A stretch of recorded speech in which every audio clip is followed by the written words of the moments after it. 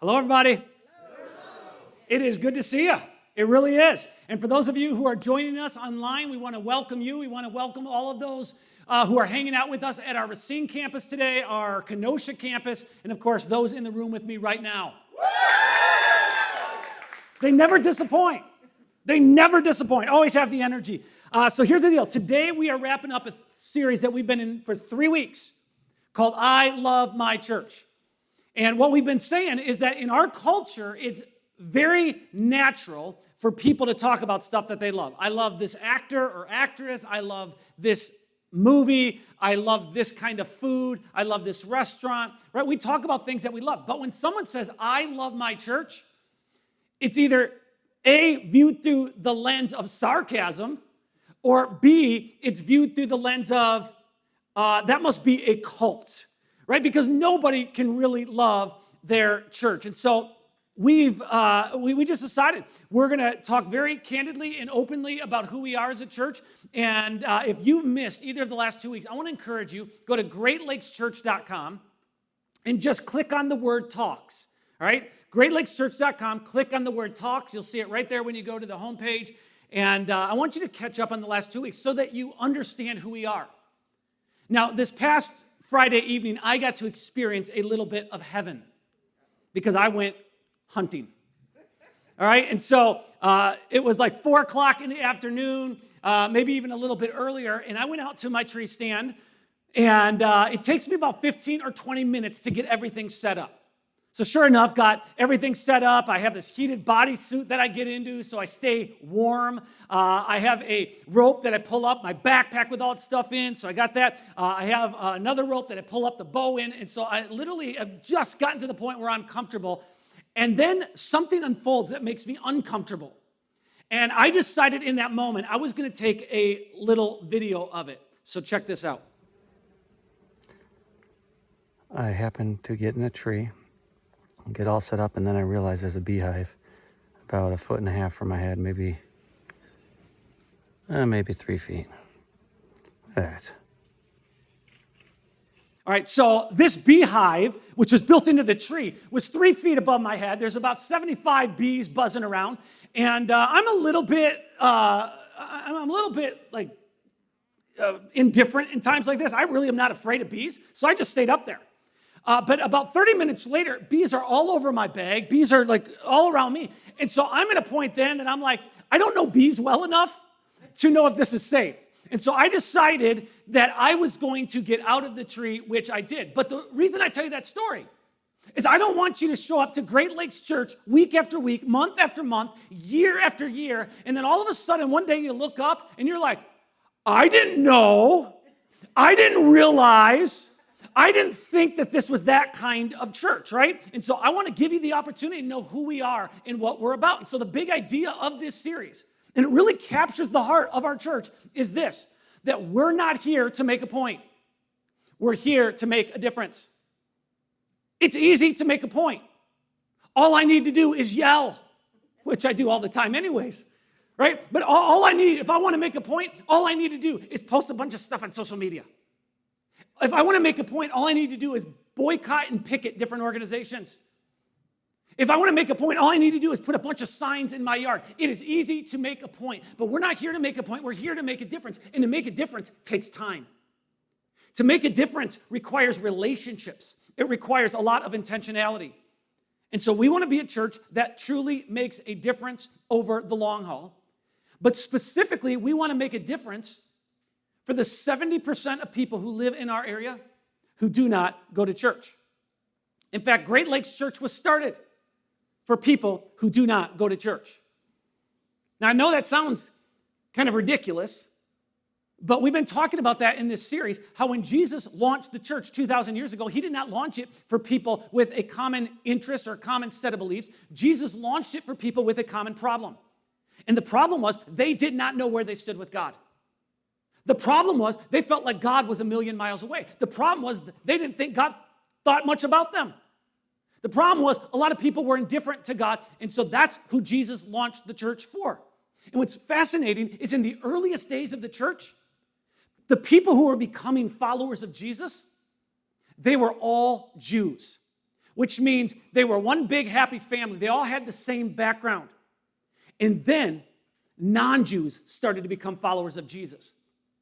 And the Jews, because there were so many of them, tried to take their customs and their traditions and their dietary restrictions and force them on the non-Jews and said, if you're really going to be serious about Jesus, if you're really going to follow him, you have to do these things. And so it just turned into a very tense time, and there were debates and there were arguments, and they actually had meetings over this. And at the end of one of those meetings, James, who was a disciple of Jesus, he stood up and he said, all right, I've heard the arguing, I've heard the debating, and here's what I've concluded. It is my judgment that we should not make it difficult for those who are turning to God.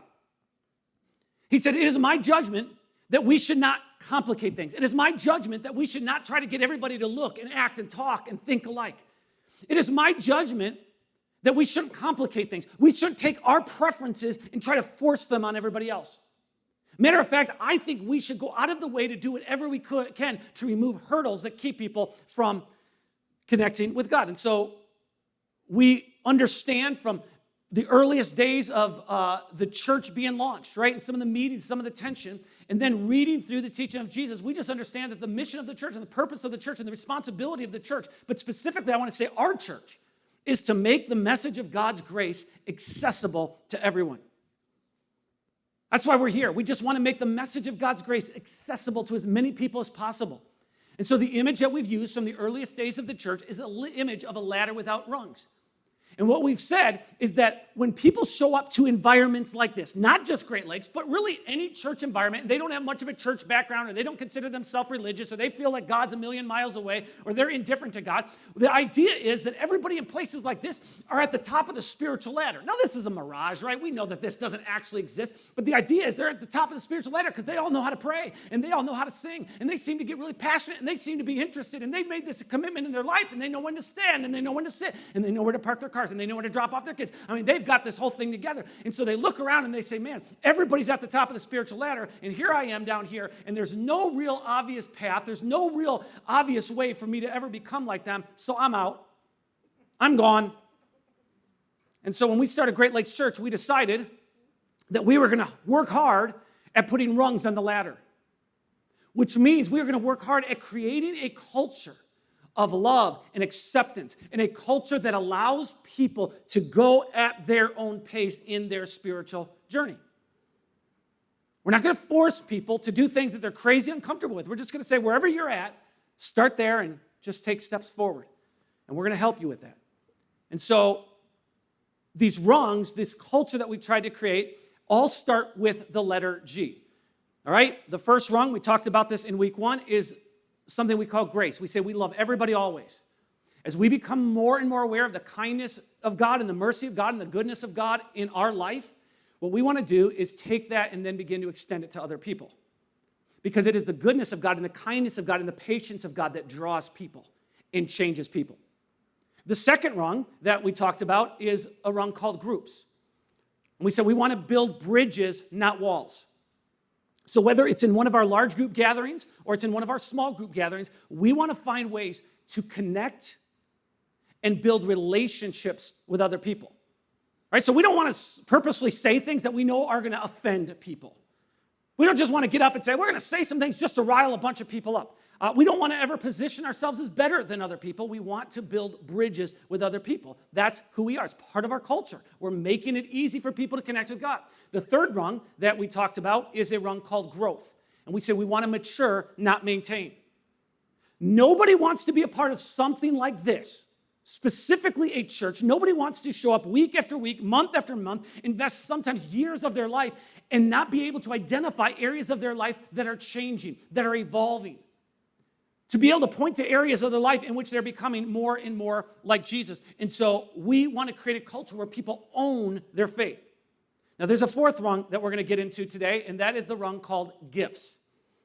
We want a culture where people use their gifts, because every single person in our church has been gifted by God with certain gifts. Some have the gift of leadership, so they can cast big vision and mobilize people around that vision.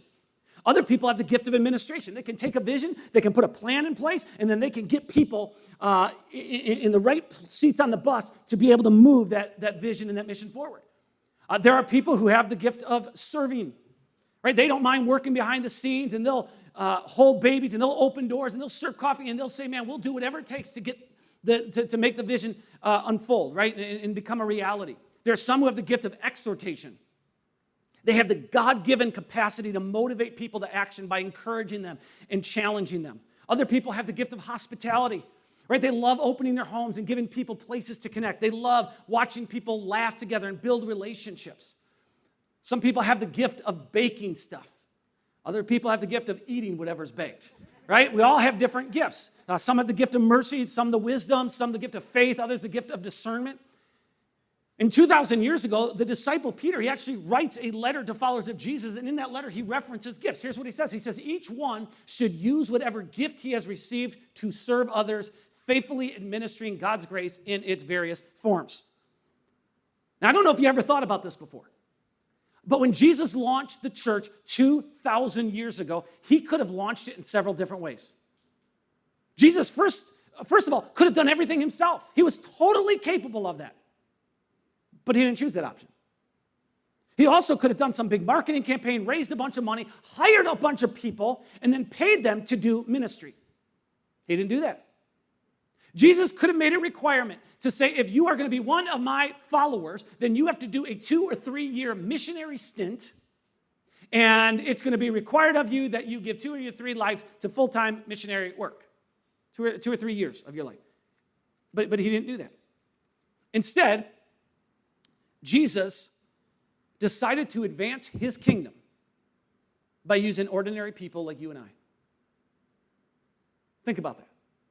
He just says, you, with your insecurities, with your faults, me, with my insecurities and my faults, he says, this is the group of people I'm going to do it with.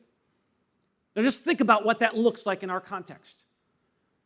When somebody watches online, for the most part, it looks pretty easy. They watch online, it just seems like everything kind of just magically showed up, right? There are videos that have been produced and linked together. The videos have been uploaded.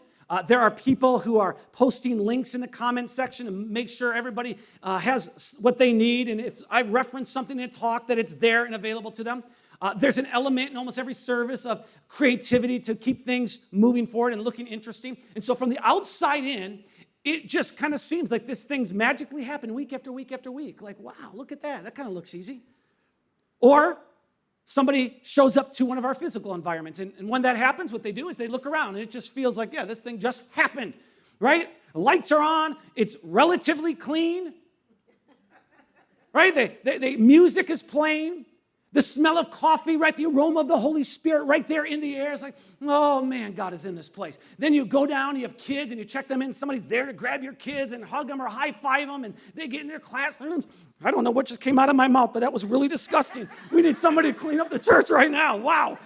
This passion is just oozing up in me. It's just vomiting out. But I'm telling you, you go and you drop your kids off in children's or in student ministries, and what's there? What's there? Volunteers ready to welcome your kids. You show up to an adult auditorium, and there's a music team ready to lead you in music, and somebody's there ready to give you a talk. And week after week, people are in the tech booth, and the lights come on, and the air conditioning is on, and it just seems like it just magically happens, and it's so easy, and that is the way we want it to look. We don't want it to look difficult. We don't want you to show up and for people to be running around wiping sweat. We don't want you to show up to a children's program and you have a note on the door, sorry, volunteers canceled this morning. We don't want you to come into an adult auditorium and hear music. And the person starts off by saying, well, we didn't practice at all this week. And so we're just doing this for his glory. Just be blessed by whatever you hear, right? We don't want it to look difficult. But here's the thing about things that look easy. Most things that look easy because someone did a lot of work behind the scenes to practice and get to the point where it looks natural, right? So you see somebody like LeBron James who can just shoot hoops all day long. He makes it look easy, but he's practiced. You watch someone in your favorite band who just knows how to play the guitar just right? They play the electric guitar, the bass, and you're just like, look at them. They practiced. You look at someone, and they're ice skating, all the circles that they can do and all the loops and I stop at all because I really don't know what ice skaters do, but they look fancy. It was not easy to get to that point. And I want you to know that behind the scenes, week after week, we put a lot of work into what we do. And it's worth it. Because every single week, there's people watching online for the very first time.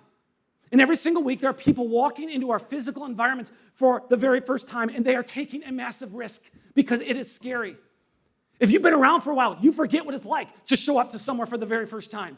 But it is like a blind date on steroids. That's what happens. You show up, and you're like, man, I've heard rumors about these people. I think they're Cocoa for Cocoa Puffs. They are out of their minds. And yet every week, all across this country, God continues to prompt tens of thousands of people, even in the midst of COVID, to attend church services, whether online or in person, somewhere in this country. And I'm telling you, we have to be ready. And the message I want you to hear, and what I hope that you can digest in a better way than I digested whatever I spit out earlier, is that the message of God's love and the message of hope and healing and the message of restoration and reconciliation, it does not start with me. The message starts way before the talk. If you're watching online, it starts when there's a countdown timer going and you're putting in comments, the way you interact with one another. If you're in a physical environment, it starts in our parking lots with a smile and a wave and being prepared. It starts with setting up A-frame signs so people know where to go. It starts in the lobby just by the way we interact with one another. And this is one of the most scary things in the world. You could be a guest for the third time, and something you say to another person could absolutely, for the good or bad, impact their experience. It starts by how prepared we are to welcome our children and our students. It starts by our collective friendliness. I mean, if I just had to get it down to a word, it's just we need to have manners. We need to have manners as a church, online and in person. If I invited you to my house, and don't worry, I will not do that. But if I invited you, actually, I'd love to have you over to my house. And if I had you over to my house and it was the very first time, I promise you, you're not going to show up and the house is going to be all lights out. And so much so that you wonder, is this the right place? And then you show up to the door and you knock. It's not going to take me 7 minutes to get to the door. So you're like looking around, am I at the right house? Am I at the right house? And when the door opens, it's not going to be some 4-year-old looking up at you. Hi, come on in. You're like, okay, where am I supposed to go? And then I'm going to yell at you, from the balcony. Hey, make yourself at home. Oh, yeah, this is my first time here. Where do I go? Right? You walk into the kitchen. There's a coffee pot with coffee, and it says, please leave a quarter. Coffee's not free. It's like, okay. I'm not going to do that. I'm going to have manners. And from day one, we just said, man, let's be a church that has manners and thinks about the people who either watch online or walk through our doors. Let's think about how we can engage them. Let's think about how we can communicate a message of love and acceptance from the very beginning. I mean, in the early days of the church, I remember how crazy we were about this. I was just dogmatic, and I said, everybody who walked through the door of this church, when it's raining, they get an umbrella over their head, right? We're going to carry umbrellas, and the greeting team was all excited. We're going to carry umbrellas, right? We're going to do this thing. This is amazing. And I look out there on one particular morning, and there is a guy. He is chiseled, right? I was going to say, he makes me look like I never work out, but I never work out. But he was chiseled. And there was somebody walking, some young lady walking over him with this umbrella. And I could just tell he was really uncomfortable. And he's like, no, I'm fine. He's kind of pushing her away. And she's like, no, I've got to carry the umbrella for him. And I said after that, we are never going to emasculate a dude again. If he doesn't want an umbrella, we're not going to carry an umbrella for him. But I love the heart of that. Guys, you ever think about this? We give away free coffee. You show up, man. You tell me what other place in this state or this country just gives away free coffee. Don't give me examples, but you know what I'm talking about. Right? Why do we give away free coffee? Well, we give it away, not because it's actually free, it costs something. But I know the assumption when people walk into places like this is the church just wants my money. The church just wants my money. It wants my money, it wants my money. And then the very first thing, they walk through the door and they look up and it says free coffee. Do you know why the sign says free? We used to have people say, well, how much does the coffee cost? And it was an awkward thing. So we said, free. Do you know why we have classrooms that we call, what we do? We could have called them the little lambs, right? We could have called our kids down there, little gremlins. We could have called them all different. But we have very clear signs. 3- and 4-year-olds, or infants and toddlers. Or why do we call it out? Because we want to be friendly and have manners and make it as simple as possible when people show up to our environments to feel like they can connect. Most of the time, when people show up for the very first time, and we get talking to them about what did they notice first, by far the majority of the time, what they do not say is the music or the talk. What they do is they talk about you and the environments that I've created way before any of that happens. They talk about people in the parking lot were so friendly and they were waving, or people in the lobby, oh man, someone had coffee. I spilled my coffee, but someone came and cleaned it up and I didn't know what to do because I thought that was really weird. I should have cleaned it up myself. I was the one who made the mess, but you cleaned it up for me. That is the kind of attitude we get. Because every one of us are somehow adding or taking away from the message of hope and God's love, whether you realize it or not. And if you've attended for more than 1 week, I hope you figured this out. Dave can't do this on his own. This is not a one-man show, right? Can you imagine if this was just one-man band up here? I'm trying to do. I'll show you a quick video to let you know what that would look like.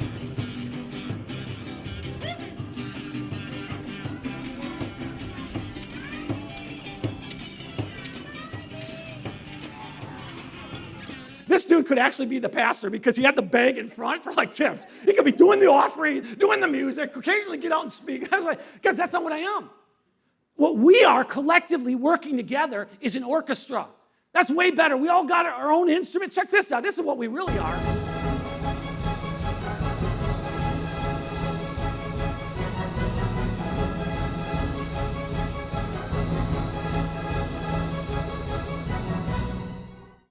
Now, I know you would never dress up like that, but that's what you are. You're an orchestra, and we're working together. And the message we want to collectively communicate to every person who walks through our doors is we want you here, and we are ready for you. We want you here, and we're ready for you. Well, don't we want to talk about God's love? Don't we want to talk about grace? Don't we want the message to be, yes, yes, yes, yes, yes. But the very first message I want everybody to know is I'm wanted here. And they're ready for me because that gives us a platform to begin to talk about the love of God. If every area of responsibility in this church fell to me, I'm telling you, it would fall apart tomorrow. You're exaggerating. Nope. How do I speak, do music, serve kids, pull off programs for students, make sure coffee's right? It's impossible. I don't have that many gifts. And so we have to recognize that we're all gifted differently, and yet we're all part of the same body. The Apostle Paul writes about this. He says, just as our bodies have many parts and each part has a special function, so it is with Christ's body. We are many parts of one body, and we all belong to each other. Here is what that means. If this is your church, you are a necessary and needed part of it. Right? It's the difference between going to a restaurant and having a family dinner. Right? When you go to a restaurant, you just expect to be served. So you sit down, you look at the menu, I think I'm going to have that. And then the dinner comes, and if you don't like it, you can complain, right? Potatoes are a little cold. Gravy is a little too salty. Can I get some more gravy? I want to talk to a manager. Can someone give me a comment card? I'd like to put a comment in about this dinner. Right? That's what you do when you go out to a restaurant, and that's totally acceptable because you can be a jerk because you're being served and you're paying for your service. But a family dinner, especially if it's a healthy family, at some point, everybody does something. They set up, they help prepare the meal, they help clean up, or at the very least, they express gratitude. I have to say that because my mom's in here and she does a lot of family meals, and I'm like, I don't set up and I don't clean up and I don't cook the meal, but I do say thank you. So at some point, you got to express gratitude. Guys, our church is made up of people who use their gifts to serve.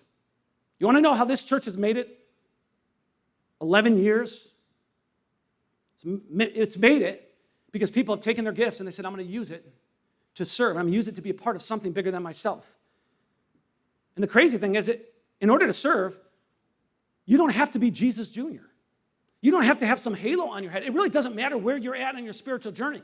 You can open a door and serve someone. Well, I'm not even a follower of Jesus. Guess what? You can still hand out a coffee cup.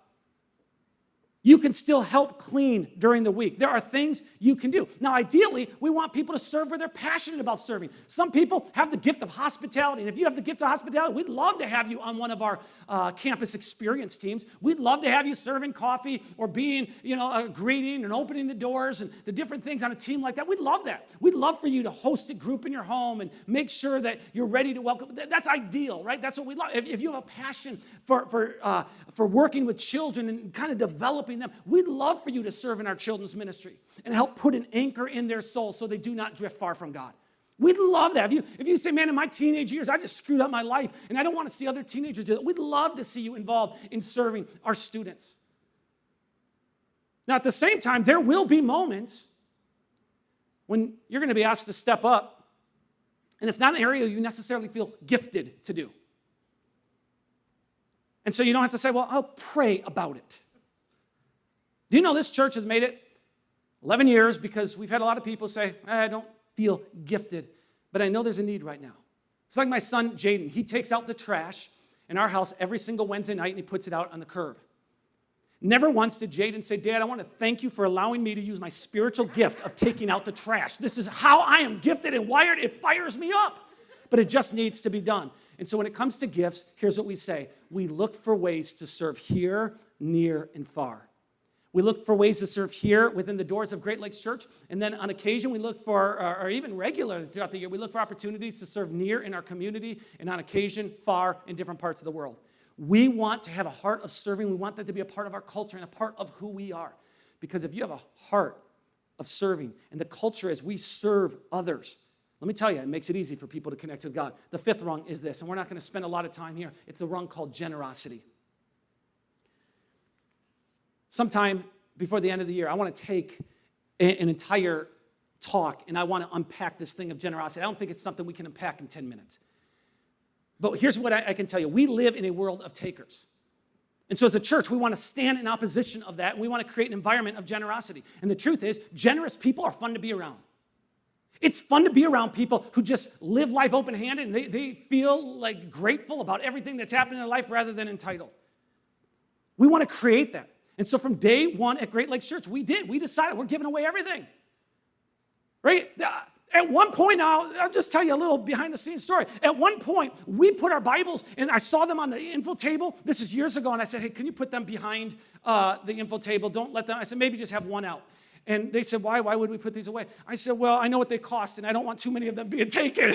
And they're like, really? And I'm like, oh, okay, just leave them out, right? But because I was getting stressed, and I thought, you know what? No, we are a church that wants to give things away. And so from day one, we've given away coffee, and we've given away books, and we've given away T-shirts, and we've given away Bibles. And obviously, those things aren't free. Somebody has to pay for those things. And so Great Lakes Church is supported by people who are active and intentional in their giving. We're supported by people who believe in this mission. It's part of our culture. It's part of our DNA. And the culture of generosity is inspiring. It moves people. It doesn't turn people away from God. It draws people to God to see this kind of heart. We're supported by people who understand that we are here to remove hurdles. Now, I know, again, that for so many people, it's like money in church. I don't know. And can I tell you something? I understand that. I don't know if you've been around long enough to know this. Back in 2011, maybe 2012, but I think it was 2011, I started feeling tense inside of me when we would take time to receive an offering. Because we used to pass an offering bucket. And every row would get their offering buckets. I didn't think much about it until people started saying, I feel weird when my friend's here, and then the offering bucket. And then the person over accounting said to me on several occasions, it's interesting how many people put empty envelopes into the bucket. And I realized the reason they're putting empty envelopes is because they feel like when that thing goes by, they want to do something, and so they just put something empty in there, right? And one person actually put, I'm sorry, I don't have anything to give. They actually wrote a note. And so I just told our church, I said, guys, it's obviously a hurdle, and we're here to remove hurdles. So what we're going to do is we're going to put up giving stations, and we're going to allow you to give online or create a system where you can give online, and we're just going to ask you to be faithful, but we're getting rid of the buckets because we think that's a hurdle. And I didn't sleep for a long time. I didn't know how are we going to do it, but God was faithful and moved on all of our hearts collectively, and man, he has taken care of us. There's never a year, not a single year since we started where we ended in the red. So again, I'm going to unpack this at a different time, but here's what I want you to hear. The Apostle Paul wrote, since you excel in so many ways, he's talking to a church. He says, in your faith, your gifted speakers, your knowledge, your enthusiasm, and your love from us, I want you to excel also in this gracious act of giving. And so my challenge to you, if this is your church, that you would start somewhere if you've not yet started, and that you would excel in this gracious act of giving. Well, where do I start? Start somewhere. It's between you and God. It might be starting with $1. But start somewhere. And Jesus said, wherever your treasure is, there the desires of your heart will also be. But what does that mean? Well, I don't know if you follow the stock market, but this month has not been the best month. right? In fact, this week, there's stocks that dropped by 10 or even 15%. One stock dropped by 25% this week. But if you don't have stock in those companies, you couldn't care less. Oh, you guys, Tesla went down. Oh, great, I don't care. Why? Because you're not invested in it. And Jesus said, listen, when you make an investment somewhere with your time, with your energy, with your resources, man, your heart follows. I think one of the greatest things we can do when we give to a local church, our heart, we have an interest in it. We're saying, man, I'm a part of what's going on. And so when it comes to this word generosity, we contribute more than we consume. That's our attitude. That's our heart. We contribute more than consume. Yes, we're going to consume them. Yes, we're going to use the kids' programs. Yes, we're going to drink the coffee. Yes, but our attitude and our heart and our posture is we want to contribute more than consume. So let me close with this. It's one of the most sobering thoughts in the world. God uses broken people. If I was responsible for editing the books that made it into our Bible, I promise you, I would have done a way better job of editing than the editing that took place. I would have made everybody look way better. Right? One of the most unique things about our faith, and it really separates us from so many religions, is in most religions, it is dangerous to talk negatively about someone they consider to be holy or sacred or a prophet. But throughout the writings that make up our Bible, we read over and over and over again about the failures of godly men and women who just regularly dropped the ball, failed, said, God, I'm going to do this. They didn't do this, to the point it's almost humorous. In fact, sometimes you read these stories and you're like, God, how did you get anything done? These are a bunch of losers. King David, oh, mighty King David, right? He fell into the trap of adultery. Abraham lied on several occasions. Jacob, he's known for being deceitful. Elijah, he gets to the point he has like a nervous breakdown. Jeremiah, he struggles with depression. Peter, he denies even knowing Jesus. Jesus' top disciple says, I don't know him. It is amazing to see the kind of people that God uses. But the one thing that these men and women, and we could talk about 30, 40, 50, 100 more, the one thing that these individuals had in common, and we could go through generations and add to their names, it wasn't their talents, and it wasn't their speaking ability, and it wasn't their Bible knowledge, it wasn't their abundance of resources, it was the fact that they made themselves available to God. God uses broken people who make themselves available. At one point or another, many times reluctantly, these people said, I'm available, I'm willing, I'll do it. I'm not necessarily capable, I'm not necessarily trained, I'm not necessarily confident. But God, if there's a gap, and if there's a space, and if there's a need, I'm willing to do it. There's a phrase I like to use at least once a year. Sometimes I forget to use it. It's this: Great Lakes Church is not a cruise ship, it's a rowboat. It's just a reminder. Right? A cruise ship is where you go get your martini glass and you walk around and you just say, what's there to entertain me? What's the movie tonight? Do you guys have a play? Is there a comedian? Oh man, when is the next buffet going to be? I just want to eat. Right? That's a cruise ship. You know what a rowboat is? Hey buddy, here's the paddle. Help us row. Help us, here's an oar. Just come on, let's do this thing. Help us move in the same direction. And at Great Lakes Church from day one, we've just been handing out oars. We've been handing out paddles. Guys, we need people to help move this ship forward. Some of you have dated this church for several months, some for several years. I'm asking you to put a ring on it. Let's make it official. Guys, let's stand together and let's pray. Our Heavenly Father, thank you for this church.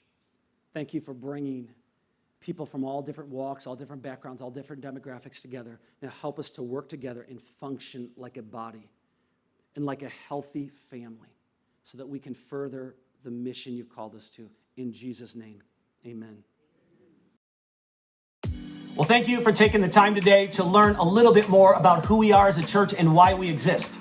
If you missed any of the last 2 talks that we gave, in this series called I Love My Church, I want to encourage you, go to greatlakechurch.com and click on the word talks. I want you to catch up. Maybe you've been around for a while. Maybe you say, hey, Dave, I understand that we started and we exist for the 70% of people in Northern Illinois, in Southeast Wisconsin, who do not go to church anywhere. I understand the thinking and the background and the DNA and the beliefs, and I get this, and I am sold. Man, I love my church. I'm going to ask if you love this church. If you say, about Great Lakes Church, it's my church and I love it, I'm going to ask you in this season to commit or recommit to engaging with us as a faith community. Now, that doesn't mean you have to show up to a physical environment. I understand that there is some genuine fears, rightfully so, associated with COVID-19, but I'm gonna ask that you commit and let us know, hey, I am in and I'm gonna help build and maybe in some cases rebuild our church in the coming year. And so greatlakeschurch.com/next steps is where you can do that. When you get to that place on the website, you just fill out some basic information, your name, your address, your phone number, your email. Let us know what campus you're a part of. And then what I'm gonna ask you to do, you don't have to rush it, but I'm gonna ask you to prayerfully consider. Just think it through. What is your next step in re-engaging or engaging with us for the very first time? And so the way we have it broken down, if you go to that part of our website, is in the 5 G's. We have grace, we have groups, we have growth, we have gifts, and then we have generosity. So let me read for you what we have in these categories, and you can actually add something for your own. But I'm gonna give you an example of what it looks like to engage with us. I'm not asking you to check every box. I'm asking you, what is your next step? So you might just check 1 box, you might check 2, maybe you check 3. But under grace, we have the opportunity. Maybe you've never surrendered your life to Jesus. So you're gonna say, I'm making a first-time decision to follow Jesus. Maybe that's your next step. Or maybe your next step is, I will begin the habit of confessing my sins to God as an ongoing reminder of His grace. You know, it's easy to point out the sins of others, not so easy to point out our sins. And I think the habit of confession is a great place to engage with us as a church and to help us build the kind of culture we want. Another option is, I will start using my influence in person and online to love, encourage, and build others up. Maybe for you, your next step to engaging with our church and helping move our mission forward is saying, man, I represent the church wherever I go because this is my church and I love it. And so instead of being toxic on social media, instead of posting all these articles that cause divisions among people and get people all fired up, I'm gonna be using my influence and my voice in the coming season to be a voice of unity. And then there's a place for you to put maybe something else that maybe you feel compelled to do something and engage with us, but it for whatever reason is not listed out. You can put in the other section exactly what you're thinking. And then there's something called groups, right? That's another option. We build bridges, not walls. And maybe for you, that's signing up for a small group. Maybe that's prioritizing in-person gatherings because you just kind of gotten out of the habit. Or maybe you're saying, hey, I'm not ready to come back to physical locations for engaging with my church. So you're just saying, man, I'm gonna make it a habit because I can get hit and miss, but I'm gonna make it a habit to stay engaged online. Then there's a growth section. We want to mature, not maintain. And for you, maybe that means you're gonna be water baptized the next time it's offered. Maybe for you, it's committing to a regular rhythm of praying for the church family because you don't think much about the church through the week. And so you say, man, I just want to make it a practice to pray for the church. Another option is, I will own my faith by developing the habit of reading my Bible. And so because you want to mature, not maintain, you're saying, man, I'm going to begin to read the Bible on a regular basis. And the Bible app, which is out there and it's free, and it will make reading scripture very doable and much more easy. Then there's a section called gifts. We look for ways to serve here, near, and far. And maybe your next step in engaging with the church is joining a serving team. That's a huge place right now for people to step up, because with the exodus of people in this season and then other people coming in, it's just all of our teams need to be rebuilt, and that would be a great place to start. Maybe for you, it's participating in a mission project or a mission group. We offer those through our groups catalog, which you can find online. Then generosity. We choose to contribute more than we consume. For you, maybe that is you begin to give financially for the very first time. Maybe for you, it's increasing your financial giving to help fuel mission work here, near, and far. Maybe for you, it's saying, I'm just going to get systematic in my giving. I'm going to set up something online where it's just regular and systematic because it's just kind of occasional now. Whatever it is for you. And I'm not asking you to check something in every category. I'm asking you to check 1 or 2 different options total. But I want you to figure out, what is your next step to engagement with Great Lakes Church? What is your next step to really helping us move the mission forward? God has us here for a reason, and I want you to be a part of it.